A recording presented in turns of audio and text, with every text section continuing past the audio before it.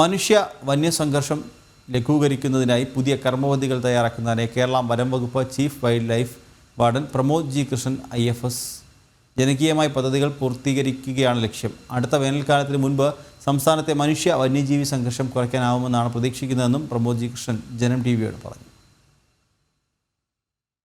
സംസ്ഥാനത്താകെ ജനവാസ മേഖലകളിലേക്ക് വന്യമൃഗങ്ങൾ നിരന്തരമായി കടന്നു വരുന്ന സാഹചര്യം.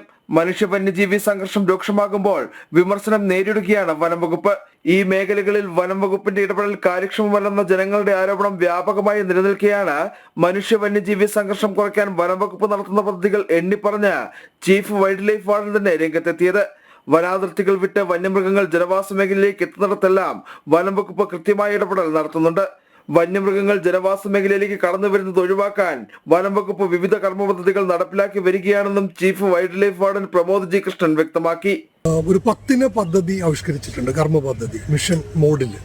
അപ്പോൾ അതിൽ നമ്മൾ കാട്ടിനുള്ളിലെ ആവാസ വ്യവസ്ഥകൾ, ഭക്ഷണവും അതുപോലെ ജലലഭ്യതയൊക്കെ ഉറപ്പുവരുത്താനുള്ള പദ്ധതികളുണ്ട്. സോളാർ ഫെൻസുകളുടെ പുനർനിർമ്മാണം നിർമ്മിക്കാനുള്ള പദ്ധതികൾ, ജനകീയമായിട്ട് തന്നെ ഒരു സന്നദ്ധ പ്രതിരോധ സേനകളെ സൃഷ്ടിക്കുക തുടങ്ങിയ ടെക്നോളജിയുടെ ഉപയോഗം, പിന്നെ അതുപോലെ ആദിവാസി ഗോത്ര വിഭാഗക്കാരുടെ അറിവുകൾ ഉപയോഗപ്പെടുത്തുക, ഇങ്ങനെയുള്ള നാനാവിധത്തിലുള്ള സാധ്യമായ എല്ലാ മേഖലകളും നമ്മൾ ഇതിനെ ചെറുക്കാനായിട്ട് നമ്മൾ ഉപയോഗപ്പെടുത്തിയിരിക്കുകയാണ്.